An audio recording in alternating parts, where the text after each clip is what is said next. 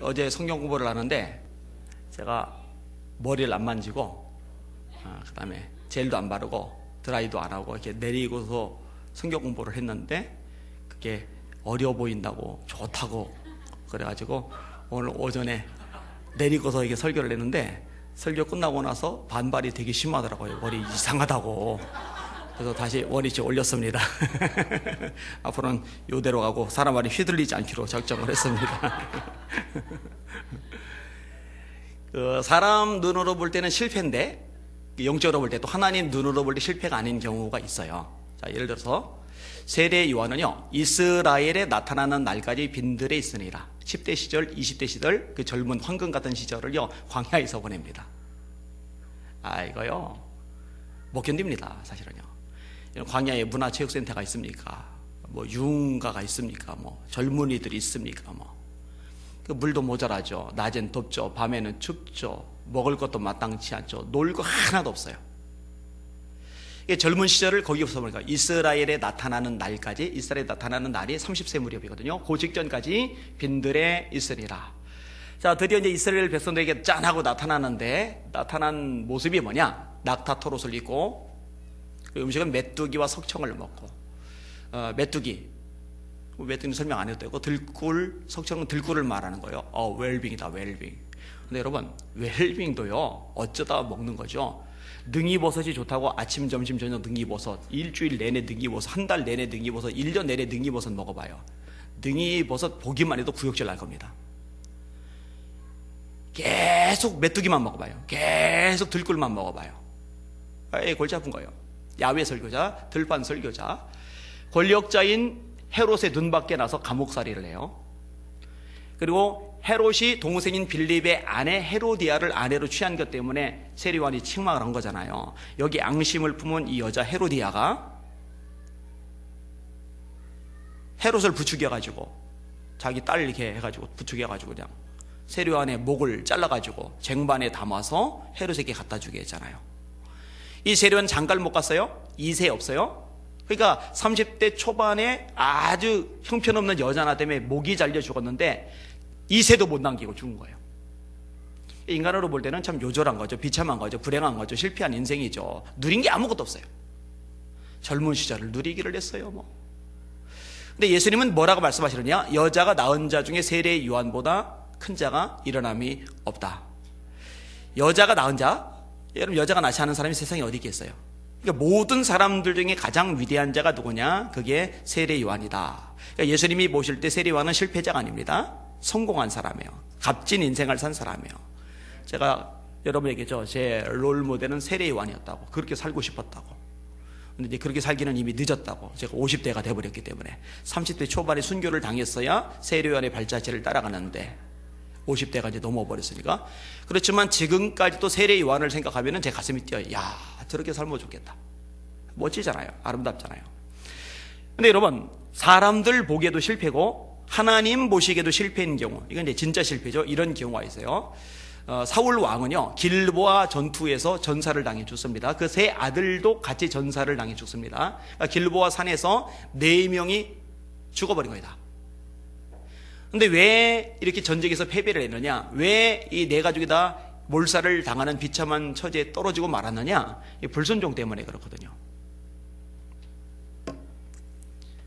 하나님께서 사울 보고 아말렉을 진멸하라고 말씀하셨을 때 사울이 백성들의 눈치를 보느라고 아각 왕을 살려오고 양과 소 중에 좋은 것들을 살려와요. 사무엘을 통해서 이게 뭐냐고 지적을 받았을 때 제가 잘못했습니다. 얼른 회개를 하면 딱 좋을 텐데 잘못 지적하면 회개하는 게 딱 좋아요. 그때 발끈하면 안 돼요.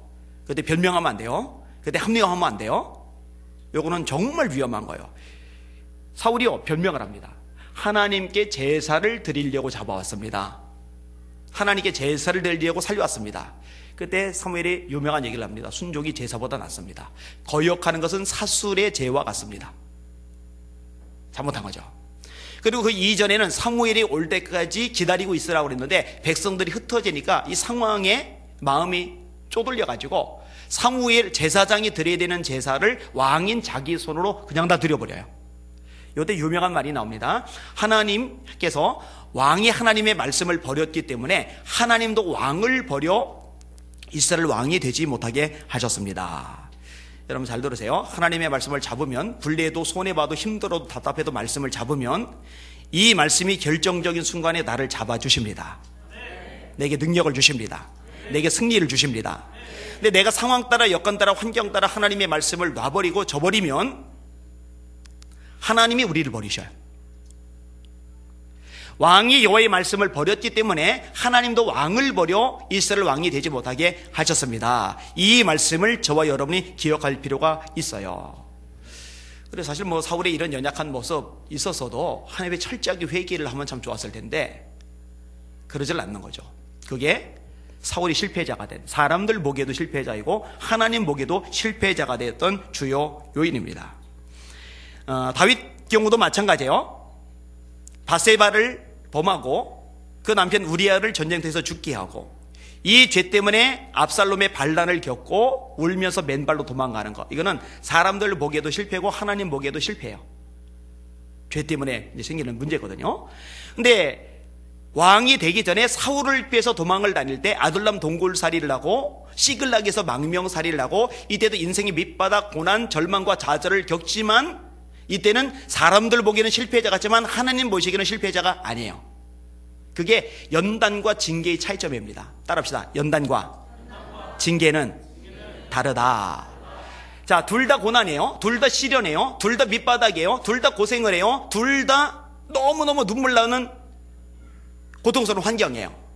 근데 연단은 하나님이 계획이 있어서 다듬으시려고, 성장케 하시려고, 변화케 하시려고, 상급을 주시려고 죄가 없음에도 불구하고 고난 속에 떨구시는 것, 이걸 연단이라고 하고요. 징계는 명백한 죄 때문에 그 죄값을 치르느라고 고난, 슬픔, 절망, 좌절, 아픔, 시련을 겪는 것, 요걸 징계라고 하는 거예요. 여기는 여러분들은 이왕이면은 징계 쪽보다는 연단 쪽에 해당되시기를 주님의 이름으로 축원합니다.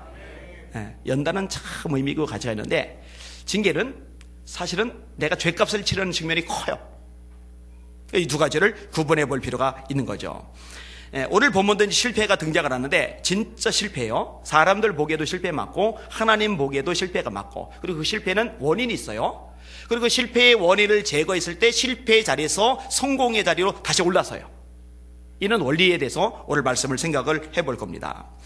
자, 이스라엘 백성들이요, 아이성하고 전투를 벌였는데 졌어요. 그래서 백성들이 죽었어요. 여호수아가 옷 찢고 먼지 뒤집어 쓰고 하나님 앞에서 이렇게 매달려 있어요. 이 아이성 패배는 굉장한 충격을 가져다 주었는데 이유가 있어요. 먼저는 아이성과의 전쟁 전에 어마어마한 전쟁을 치렀거든요. 그게 뭐냐면 여리고성과의 전쟁입니다. 그 고고학 공부를 할 때 자료를 보는데 이 여리고성은요 진짜 난공불락의 요새예요. 여리고라는 지역이 참 좋은 지역이에요. 물이 있는 지역이에요. 그러니까 거기에 도시를 형성을 하고 이 도시를 지키기 위해서 아주 두텁게 강하게 성을 쌓아 올린 거예요. 그래서 안에서 물을 걸어 잠그면은요 외부에서 죽었다 깨도 이 성을 무너뜨리기가 어려울 만큼 견고한 성이 여리고성입니다.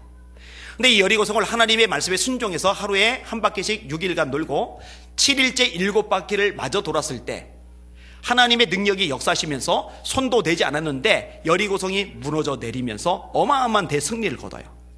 이렇게 무지막지한 승리, 어마어마한 승리를 거두고 난 다음에 만난 작은 성, 아이성과의 싸움에서 패배를 했기 때문에 충격이 클 수밖에 없는 거죠. 이 아이성은요 여리고성과 비교되지 않을 만큼 초라한 성이에요. 그런데 그 성에 패배했다.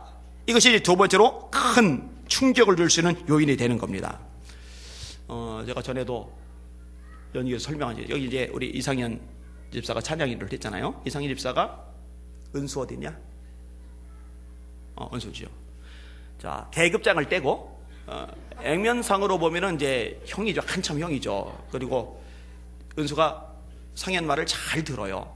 그죠? 근데 막상 계급장을 떼고 제대로 싸운다. 그럼 제가 장담컨대 은수가 이깁니다. 여기 이상현 집사는 호우대는 멀쩡한데 힘이 별로 없어요. 근데 은수는요 나중에 예배 끝나고 팔을 한번 만져보세요. 근육에 근육, 그죠? 힘 진짜 세요.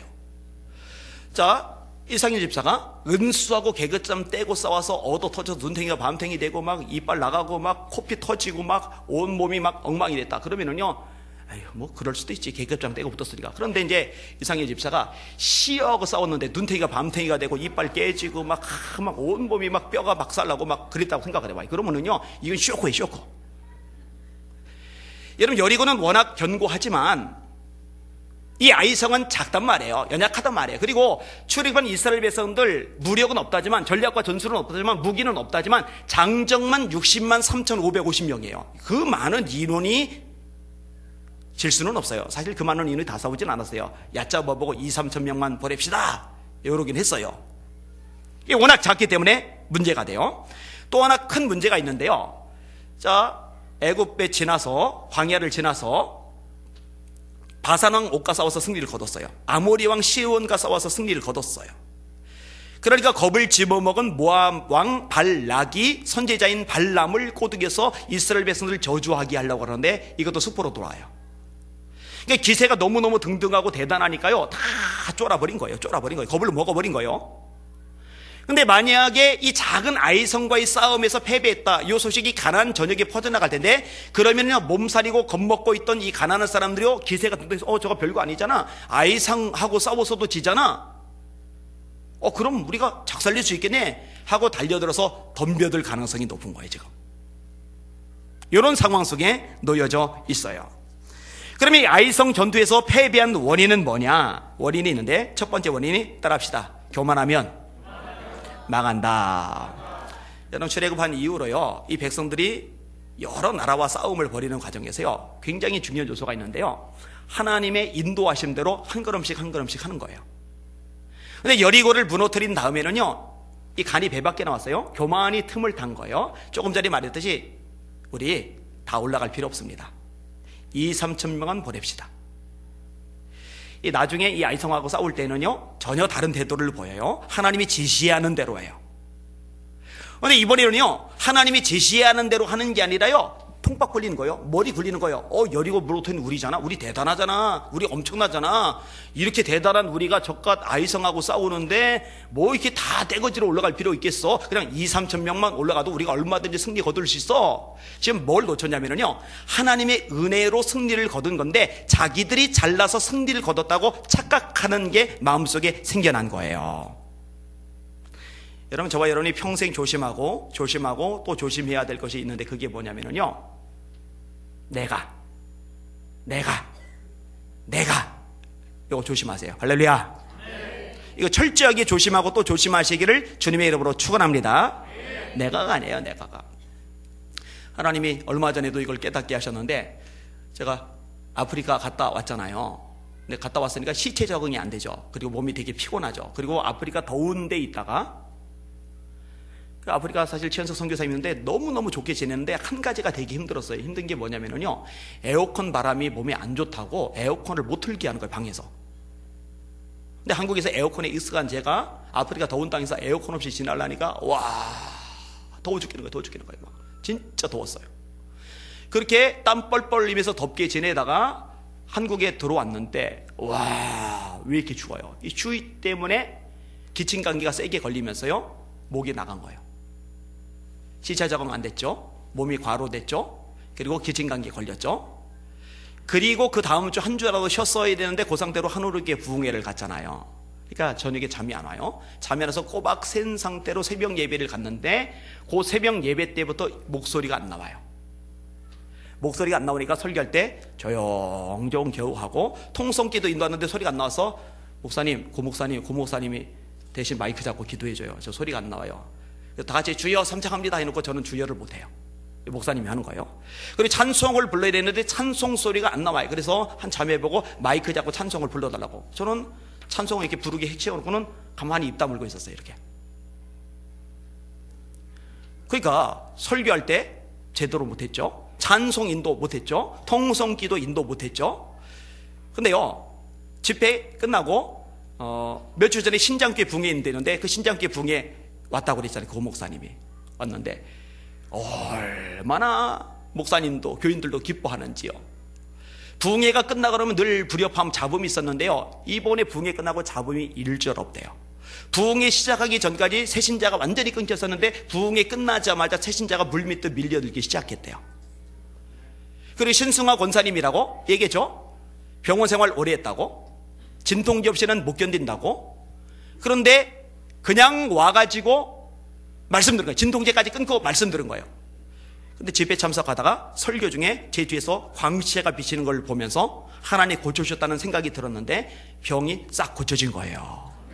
오랫동안 병원에 입원했던 이분이요, 병원 완전히 졸업해버렸어요. 진통제 완전 졸업해버렸어요. 그리고 그분 포함해서 여러 사람들이 치유를 경험해서 예배 시간마다 한 명씩 돌아가면서 간증을 시키고 이것이 교회에 굉장히 보탬이 되었다는 거예요. 봐요.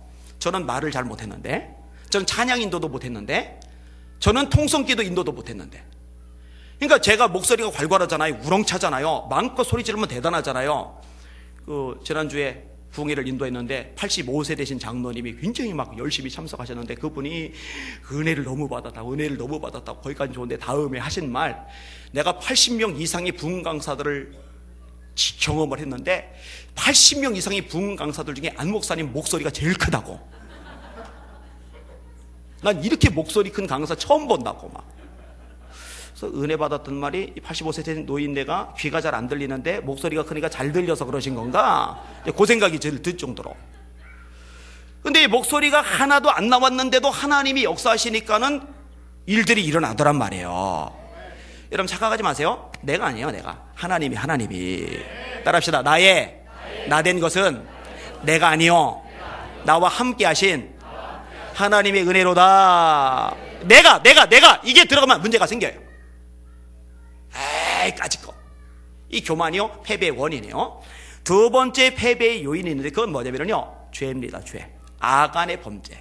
여리고성을 무너뜨리면서 어떤 것도 손대지 말고 하나님께 드리라고 그랬는데 아간이 신할산 외투를 취해요. 금을 취해요. 은을 취해요. 아무도 못 봤어요. 장막 밑에 숨겨뒀어요. 여호수아도 몰라요. 아무도 모르지만 하나님은 보셨어요. 그리고 패배한 원인을 물을 때 하나님이 명확하게 그 원인을 이야기를 해주셔요. 여호와께서 여호수아에게 이르시되 일어나라. 어찌하여 이렇게 엎드렸느냐? 이스라엘이 범죄하여 내가 그들에게 명령한 나의 언약을 어겼으며 또한 그들이 온전히 바친 물건을 가져가고 도둑질하며 속이고 그것을 그들의 물건들 가운데 두었느니라. 그러므로 이스라엘 자손들이 그들의 원수 앞에 능히 맞서지 못하고 그 앞에서 돌아섰나니, 왜 돌아섰느냐? 왜 맞서지 못했느냐? 그러므로 라는 거예요. 이는 그들도 온전히 바친 것이 됨이라. 그 온전히 바친 물건을 너희 중에서 멸하지 아니하면 내가 다시는 너희와 함께 있지 아니하리라. 따라합시다. 하나님 것은 손대지 말라. 교회 안에 있는 물건을 이제 성물이라고 그래. 성물. 왜 성물이라고 하느냐? 다른 재질로 만들어서 성물이 아니라 하나님께 드린 것이기 때문에 성물인 거예요. 여러분 임의로 갖다 쓰지 마세요. 주방에 있는 거 임의로 막 갖다 먹지 마세요. 꼭 해야 될 일이 있을 때는 우리 주방부장 전경수 권사님한테 승낙을 받고 하셔요. 느닷없이 그 얘기를 왜 끄집어내느냐? 김치가 좀 없어진다면서요. 범인은 제가 잡지 말라고 그랬어요. 왜 잡지 말라고 그랬느냐? 잡아봐야 시험 들 거 아니겠어요. 그죠? 그거 김치 때문에 영어 시험 들면 안 되니까. 그렇지만 가르치기는 해야 돼요. 손대지 마세요. 함부로요. 함부로 가져가지 마세요. 하나님 거는 함부로 손대는 거 아니에요. 이거 정말 조심해야 됩니다. 정말 조심해야 돼요. 담임 목사인 저도요, 재정 손 안 됩니다. 함부로 손대면 안 돼요. 근데 이제 그렇지 못한 분들도 가끔 있는데요, 나중에 반드시 100% 후회할 겁니다. 하나님께 바친 거는 함부로 손대는 거 아니에요. 그거를 끄집어 내는 거예요. 이것 때문에 졌다는 거예요. 이 두 가지예요. 두 가지. 이사야 59장 말씀 제가 종종 인용하죠. 여호와의 손이 짧아 구원치 못하심이 아니요 귀가 둔하여 듣지 못하심이 아니라 너희 죄가 너희와 하나님 사이를 내었고 그 죄악이 그 얼굴을 가리워서 너희로 듣지 못하시게 함이니. 죄가 있으면 하나님이 못 들으세요. 죄가 있으면 하나님이 손을 펴지 않으세요. 분명히 하나님이 도와주시면, 역사하시면, 함께 하시면 이길 수 있는데, 풀어나갈 수 있는데, 해결될 수 있는데, 하나님의 것을 손댄 것, 이걸 해결하지 않으니까 하나님이 돕지 않으시는 거예요. 역사하지 않으신 거예요. 기적을 나타내지 않으시는 거예요. 마치 못 듣는 것처럼, 손이 못 미치는 것처럼. 따라합시다. 내가 내 마음에 죄악을 품으면 주께서 듣지 않으시리라.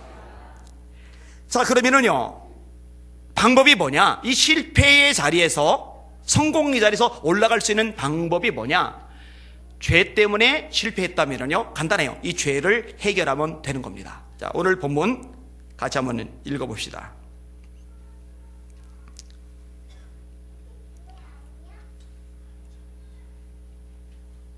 해결한 다음에 1절 같이 읽어볼게요. 시작. 여호와께서 여호수아에게 이르시되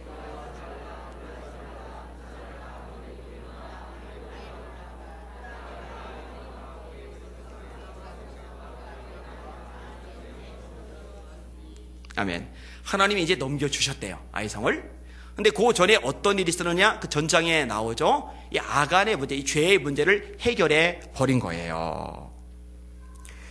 회개는요, 눈물 흘리면서 가슴 아파하면서 울면서 그걸 말하는 게 아닙니다.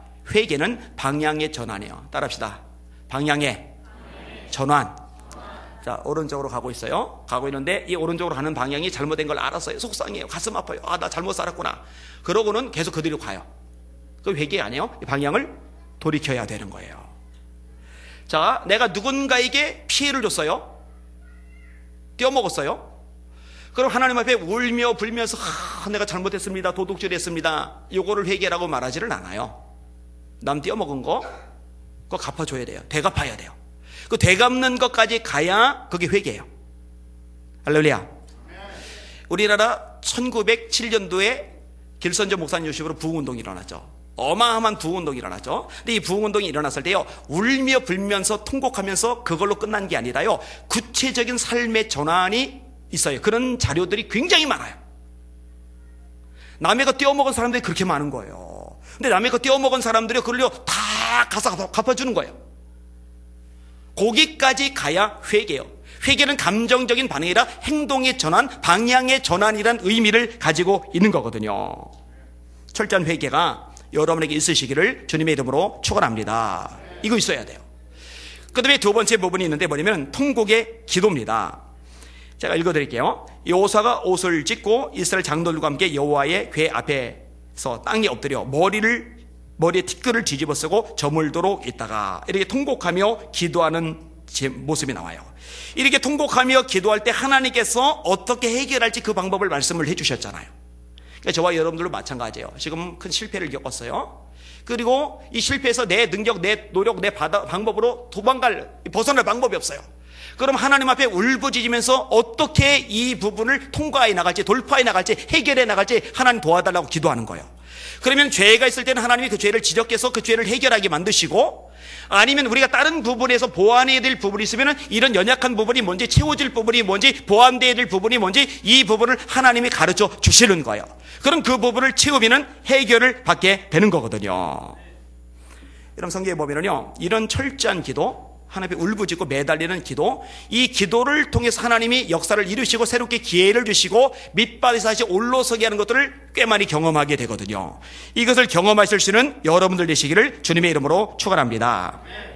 한 자매가 교회 학교 때 열심히 신앙생활을 했어요. 중고등학교 때도 열심히 했어요. 아가씨 때도 열심히 했어요. 그런데 이제 남자에게 눈이 멀어서 시집을 가는데 믿음이 없는, 게다가 집안이 골수 불교 집안인 그 집안에 시집을 간 거예요. 이 시어머니가요 얼마나 열심히 있는지 며칠씩 불공을 드려요. 비싼 부적 사다가 집은 물론이고 아들 집 곳곳에 도배해 놓고 남편 몸에도 막 부적을 막 이렇게 옷에 넣고 다니게 하고. 그러니까 처음에는요 믿음 생활을 그래도 해야 되는데 이러다가요 남편 눈치 보랴, 시어머니 눈치 보랴, 슬금슬금 따르고 영향받기 시작하더니요 예배고 뭐고 다 망가져 버렸어요.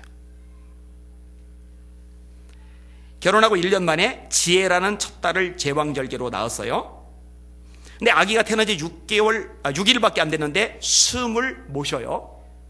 숨을 못 쉬어서 어떡하나 걱정을 하는데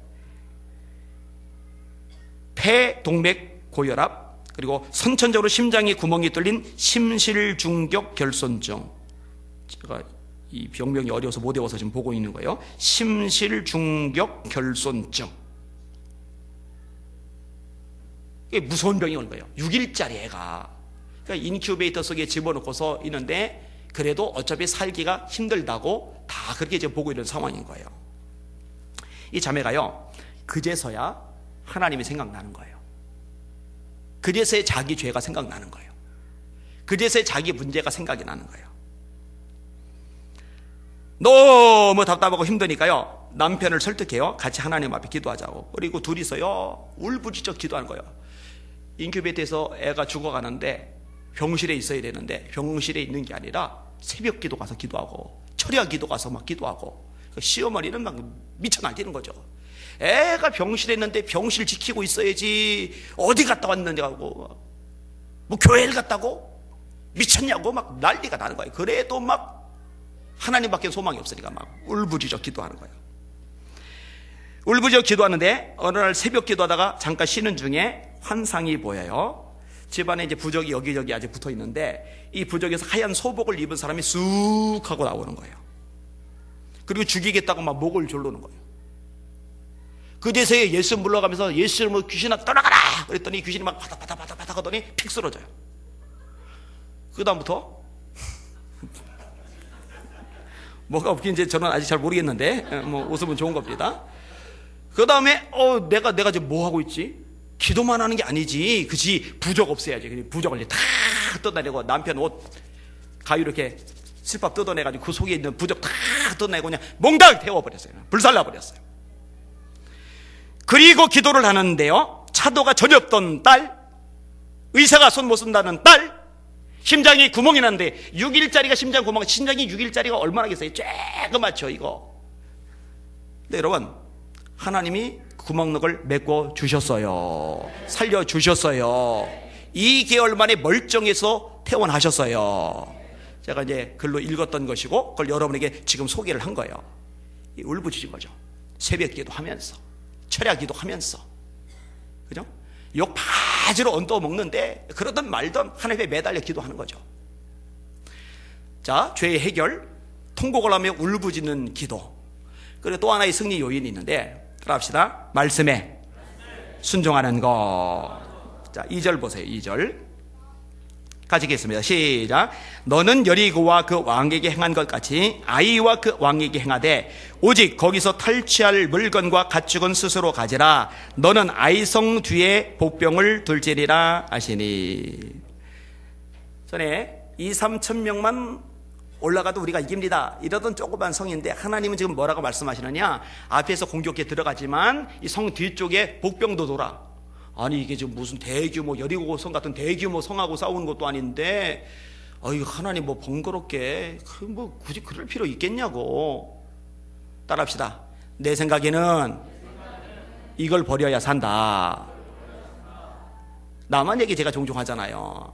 엘리사가 요단강에서 7번 목욕하라니까, 아니 아람에 요단강보다 깨끗한 강물이 많은데 요단강에서 목욕할 바에는 내가 그럼 우리나라 들어가서 더 깨끗한 강 거기서 목욕하면 되겠네? 그 제 생각대로 갔으면요, 나만 문득병 전신에 퍼져서 썩어서 죽었어요. 근데 종이 잘 얘기해 줬죠. 내 아버지요, 이보다 어려운 것도 못하겠습니까? 하물며 씻으라니까. 그래서 엘리사의 말대로 그냥 요단강에서 7번 목욕하니까 그제서야 어린아이 살처럼 깨끗해지잖아요. 내 생각에는 그 구절이 나와요. 제가 그 구절이 굉장히 인상 깊어서 종종 인용하는 거예요. 내 생각에는 그건 자기 생각이지 하나님 말씀이 아니잖아요.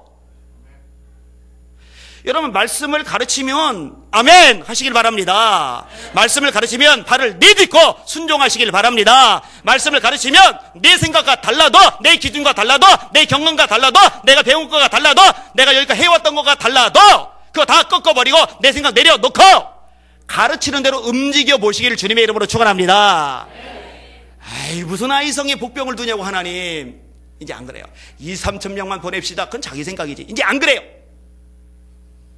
깨달은 거예요. 자, 어떻게 해요? 복병 두라니까 3절 읽어봐. 3절 3절과 4절 읽겠습니다. 시작. 이에 여호수아가 일어나서 군사와 함께 아이로 올라가려 하여 용사 3만 명을 뽑아 밤에 보내며 그들에게 명령하 이르되 너희는 성읍 뒤로 가서 성읍을 향하여 매복하되 그 성읍에서 너무 멀리 가지 말고 다 스스로 준비하라. 시키는 대로 하는 거예요. 2, 3천 명이 아니라 3만 명을 성대에 매복시키고 앞으로도 또 군대를 준비해서 밀고 들어가는 거예요.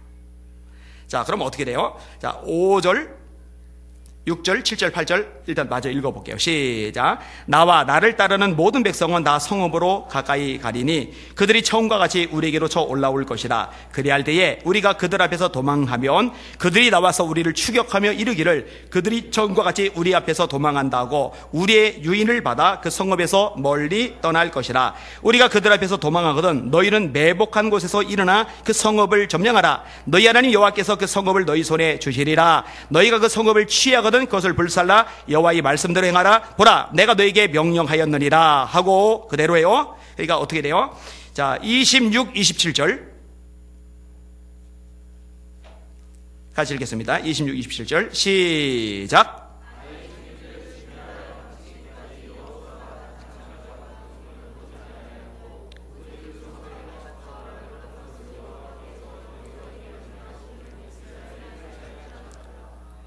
할렐루야.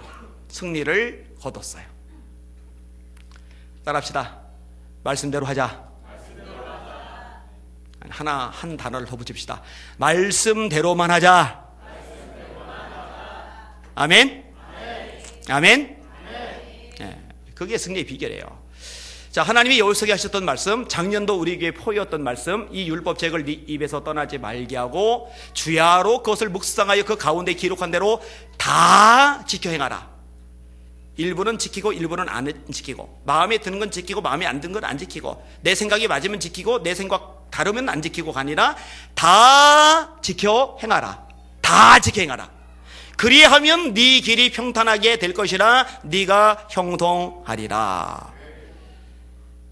제가요 바둥바둥 내면서 성경대로 하려고 애쓰는 이유가 뭐냐면은 경험이에요. 경험. 말씀대로 한 게 결국은 복이에요. 결국은 능력이에요. 결국은 기적이에요. 결국은 역사예요. 그리고 제가 우리 성도들이고 외부 사람이고 지켜보면서 확실하게 보게 되는 게 뭐냐면은 말씀대로 그냥 자기 고집 안 부리고 내 생각에는 쓸데없는 소리 안 하고 가르치는 대로 순종하고 움직이고 한번 해보려고 발버둥 치는 사람 하나님이 도와주시더라고요. 이거 경험하시는 여러분들 되시기를 주님의 이름으로 축원합니다. 이거 경험하셔야 돼요. 그게 진짜 좋은 믿음이죠. 그게 진짜 좋은 축복의 삶이죠. 제가 말씀 한 구절 읽어드릴게요. 시편 119편 98절. 주의 계명이 항상 나와 함께하므로 그것이 나로 원수보다 지혜롭게 하나이다. 내가 주의 증거를 묵상함으로 나의 명철함이 나의 모든 스승보다 승하며 주의 법도를 지킴으로 나의 명철함이 노인보다 승하니이다. 공부를 많이 한 스승보다 지혜롭게 해주는 하나님의 말씀, 내가 싸워 이겨야 될 원수보다 지혜롭게 만들어주는 하나님의 말씀, 인생을 오래 살아서 연륜 때문에 생긴 지혜를 가진 노인보다 더 지혜롭게 만들어주는 말씀. 따라합시다. 주의 법도를 지킴으로 내 명철함이 노인보다 승합니다. 말씀대로 하는 게 진짜 지혜인 거죠. 그런 지혜로운 여러분들 되시기를 예수님의 이름으로 축원합니다. 정리해 볼게요. 왜 실패했어요? 두 가지. 하나는 교만. 내가 이게 틈타버렸어요. 내가 그래도 이 정도면 괜찮잖아. 내가 그래도 이 정도면 훌륭하잖아. 내가 이 정도면. 여러분, 영적 교만이든 육적 교만이든 교만은 무조건 버리세요. 따라합시다. 교만한 마음은 넘어짐의 앞잡이다. 교만은 패망의 선봉이다. 아멘? 절대로 교만해지면 안 돼요. 하나님의 은혜라는 거 잊지 마시길 바랍니다. 내가 이 정도면. 저도 이거 되게 조심하고 있어요. 왜냐면요, 사람들 보기에 이러죠. 하나님이 한 번 치시면은요 아무 소용없습니다. 추락하는 것은 날개가 없다는 것은 이문열 씨의 소설만이 아니에요. 다 똑같아요. 누구나 똑같아요. 바울 사도가 이렇게 말합니다. 내가 나를 쳐서 복종하게 함은 내가 남에게 전판 후에 도리어 자신이 버림을 당할까 두렵기 때문이라. 교만이요? 교만하면 하나님 깨뜨리세요. 실패를 경험하게 돼요. 또 하나는 뭐라고 그랬어요? 범죄입니다. 불순종.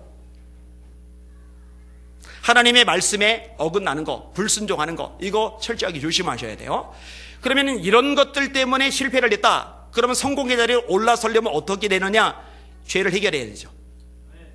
그리고 이 해결은 울고 불고 눈물 흘리고 정서적인 반응만 아니라 구체적인 삶의 전환, 방향의 전환까지 가야 된다고 말씀을 드렸어요. 이거 잊으시면 안 돼요. 여러분, 백성들이 울었잖아요. 여호수아가 울었잖아요. 그리고 끝난 거 아니에요. 아간이 훔쳤던 거요, 그거 처분을 해요. 거기까지 간 다음에 하나님이 다시 함께 하셔요. 자, 그 다음에 하나님의 울부짖는 기도. 하나님은 이 기도를 원하세요. 여러분, 정말 최악의 상황에 놓여 있을 때요, 발버둥만 칠 생각하지 마시고 하나님 앞에 매달리고 울부짖어 기도하셔서 하나님의 도우심으로 뚫고 나가시는 여러분들 되시기를 주님의 이름으로 축원합니다. 그게 더 필요한 거죠. 그리고 세 번째가 뭐라고요? 말씀의 순종. 하나님께서 무엇이라 말씀하시는지 귀를 기울이는 거예요. 여리고 싸울 때하고 하나님은 다른 말씀을 하세요. 여리고 싸울 때는 그냥 돌라고만 말씀하시는데 아이하고 싸울 때는요, 아이가 아니고 아이성하고 싸울 때는요, 복병을 두래요. 그러니까 상황 따라, 처지 따라, 여건 따라 하나님이 말씀하시는, 감동하시는 내용들이 있는데, 가르쳐주시는 내용들이 있는데 그 말씀대로 순종해서 그대로 하면 하나님이 실패에서 벗어나 승리의 자리로 올라가게 만드시는 줄 믿으시기를 바랍니다. 2-3천 명만 올라가도 된다고 했는데 졌지만 가지고 10,000명 정도 가면 되겠지. 앞에서만 그게 뭐 굳이 복병을 둬 이러면 안 돼요. 뒤에다 복병 들었으니까 3만이나 되는 복병을 두고 여호수아가 앞장서고 여호수아가 백성들 쫙 거느리고 싸우러 나가고 말씀대로 하니까 하나님 승리를 거두게 하시더란 말이죠. 죄의 해결, 부르짖는 기도, 말씀으로 돌아서 그 말씀에 철저하게 순종하는 모습, 이 모습 저와 여러분의 삶에서 그대로 나타나실 수 있기를 예수님의 이름으로 축원합니다. 축원합니다. 찬양 하나 하시고 우리 유 목사님 나오셔서 합심 기도를 먼저 한 다음에 그 다음에 우리 박덕자 목사님 나오셔서 진행하도록 그렇게 하겠습니다. 이 찬양 되게 좋은 거 하나 불렀던데, 마지막 날에.